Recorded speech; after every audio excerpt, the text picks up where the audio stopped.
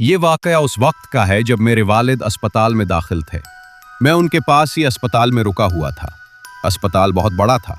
रात के तकरीबन 12 बजते ही वहां एक अजीब सी वीरानी छा गई। ज्यादातर स्टाफ जा चुका था।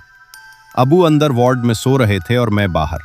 वार्ड के दरवाजे के करीब एक बेंच पर दीवार से टेक लगाकर बैठा था। बैठे बैठे न जाने कब मेरी आंख लग गई कि अचानक मुझे अस्पताल के एक कमरे से किसी औरत के रोने की आवाज सुनाई दी। मैं चूक कर उठा और उस कमरे की तरफ बढ़ने लगा जहां से यह आवाज आ रही थी। जैसे ही मैं उस कमरे में दाखिल हुआ, एक तेज और अजीब सी बदबू ने मुझे घेर लिया। मैं आहिस्ता आहिस्ता आगे बढ़ा तो देखा एक औरत कोने में बैठी रो रही थी। मैंने आहिस्ता से पूछा, आप ठीक हैं? आप क्यों रो रही हैं? लेकिन उसने कोई जवाब नहीं दिया। जैसे ही मैं उसके करीब गया, अचानक मुझे ऐसा महसूस हुआ जैसे किसी ने मुझे जोर से जकड़ लिया हो। उस लम्हे मेरे दिल की धड़कन तेज हो गई और मुझे लगा जैसे मैं सांस नहीं ले पा रहा। अचानक मेरी आंख खुल गई। मैं बेंच से नीचे जमीन पर गिरा हुआ था। मैं फौरन उठा। मेरा पूरा जिस्म पसीने में भीग चुका था। खौफ के आलम में मैं वॉशरूम की तरफ गया, मुंह धोया और खुद को आईने में देखने लगा कि अचानक मेरी नजर अपने गले पर पड़ी। वहां अजीब से निशानात नजर आ रहे थे जिन्हें देखकर मेरा दिल बेख्तियार धड़कने लगा। इसी लम्हे वॉशरूम के एक कोने से किसी औरत के हल्के से हंसने की आवाज आई।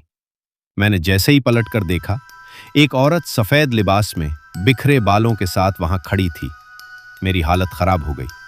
मैं फौरन वहां से भागा और अब्बू के वार्ड की तरफ जाने लगा, मगर रास्ते में फिर वही कमरा आ गया जो मैंने अभी ख्वाब में देखा था। उस कमरे का दरवाजा हल्का सा खुला हुआ था। मैंने हिम्मत करके अंदर झांका और हैरान रह गया। यह कमरा बिल्कुल वैसा ही था जैसा मैंने ख्वाब में देखा था और उसमें से वही बदबू आ रही थी जो मैं पहले महसूस कर चुका था। मैं मजीद देर वहां न रुका और फौरन वापस आ गया। पूरी रात मैं अब्बू के पास ही बैठा रहा। सुबह जब अब्बू को छुट्टी मिली तो जाते हुए मैंने वहां के स्टाफ से उस कमरे के बारे में पूछा।